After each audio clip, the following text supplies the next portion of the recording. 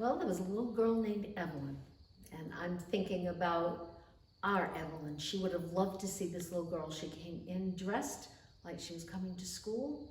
She had her own slate, her own chalk, and she loved everything about this school. She played games, went and saw the outhouse.